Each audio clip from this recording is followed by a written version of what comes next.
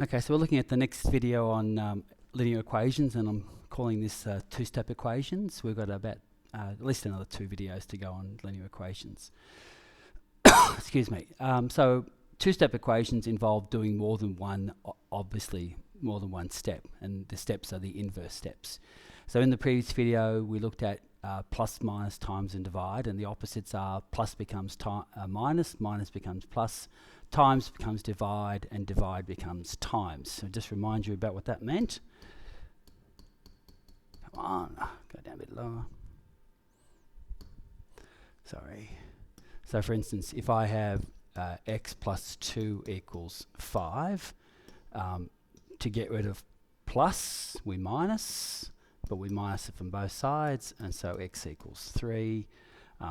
And like an example here, like if 3x equals 7, if we've got times, which is there, we become divide. So it becomes 7 divided by 3.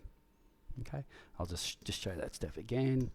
We divide by 3, divide by 3, and so x equals 7 on 3. So just remember the opposites. Plus is minus, minus is plus, times is divide, and divide becomes times. Okay, so what we need to do is perform the inverse operations in the correct order. And in general, we'll just leave the pronumeral part to last. So what I'm saying is, in general, that's the last thing we look at. Okay, but I'll show you that you can do it 2 different ways, but one way is a bit harder. So to isolate, what we have to do is we're trying to isolate the x. That's what we're trying to find as our final answer. And so we've got to get rid of this plus 3, and we've got to get rid of this times 2. Okay, so let's look at the correct order to make it easier.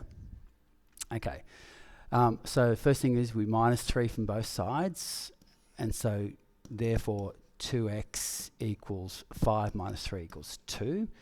And then divide by 2, I'll get rid of that, move that down a bit, divide by 2, divide by 2, and so x equals 1. So if you wanted to check your answer,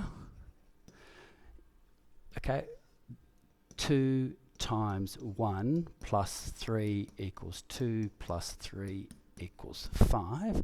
So 2x, 2 times x is 2 times 1 plus 3 equals 5. And the 5 is the same as our original number. Okay.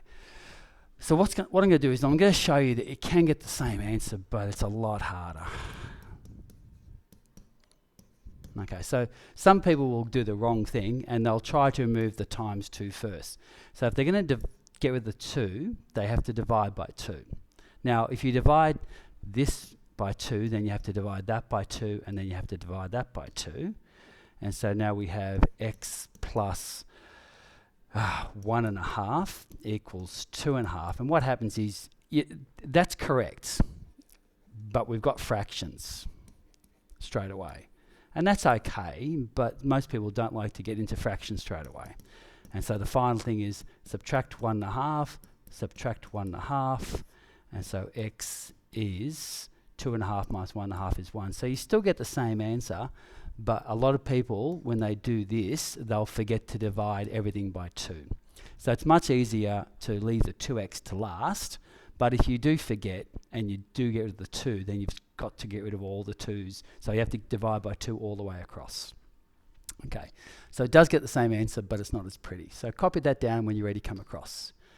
Okay, so looking at example 2, I think we've got 4 examples all up. So what I'm going to do is I'm going to leave that to last, okay? The 2x has a minus sign, so leave that to last. So the first thing you do is subtract 3 and subtract 3, and so therefore minus 2x, 4 minus 3 is 1. And then to get rid of the number out the front, you divide by that number, which is minus 2.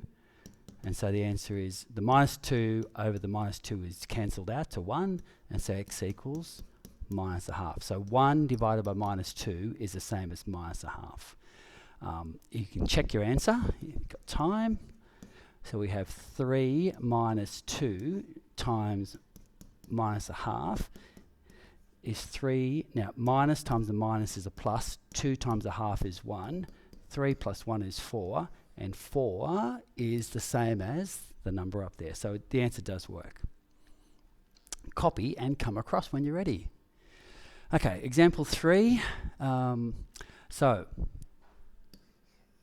leave that to last. Okay, that's the last thing you do. Now, the only trouble now is we've got this number plus 1, this number divided by 3. Now, if you think to get rid of the plus 1 is the first step, that number 1 there is not a 1, it's a 1/3. Okay, that 1 there is not a 1, it's a 1/3. So the correct step is to get rid of the divide 3 first. So to get rid of divide 3, we times by 3 on both sides, and then that 3 cancels out with that 3, so we're left with 5x plus 1 equals minus 6. So just to remind you again, that 1 there wasn't a 1 because it was sitting on top of a 3, so it's much harder to work with fractions. So let's just leave it till last, or not last, but till later. So leave the 5x, we subtract 1 from both sides. So we have 5x equals minus 6 minus 1 equals minus 7. Just remember on the thermometer. When we subtract, we go down. So minus 1 minus 6 is minus 7. And finally, x equals 5x. So get rid of 5, divide by 5. So the answer is minus 7/5. Okay, so just to make sure you can see how messy this would be. So we have 5x plus 1 over 3 equals minus, the original number was minus 2, I think. Yeah. So if you were going to get rid of that plus 1, you can't because it's 1/3. So if you were going to do it, you wouldn't want to, but you'd have to do minus 2 minus 1/3, which is minus 2 1/3. So 5x on 3. So that 1 is a 1/3, so you could subtract 1/3 from both sides. So you could get to that. And then minus 2 1/3 to get rid of the 5 off the top, you put 5 on the bottom, you get the 3 off the bottom, you put it on the top. And you times that by 3/5 because we've times that by 3/5. And when you put that on your calculator, you get the same answer. But it's preferable to do it in the right order because otherwise you're just going to have fractions early. Okay, so this operation where you get a division first and then the plus and then the multiply is the correct way to do it. Okay, copy, and then when you're ready, come across. Okay, example 4, this is our last example. This time it's a linear equation, x is on the bottom, so the easiest way to do it is just to turn these numbers upside down. Okay, so 3 on x becomes x on 3, and 2 is sitting on top of 1, so minus 2, when you turn it upside down, becomes minus 1/2, and then divide 3 becomes times 3, and then the 3's cancel out, and so you're left with that number, which on your calculator is minus 1/2. Again, you mightn't believe that that's the right answer, but if you put 3 on your calculator and you divide it by minus 1/2, you get minus 2, which is that number there. Okay. So there's an exercise 4A, just do 1 column from each, and in question 11 just do 2 columns. Okay, that's it. Thanks, bye.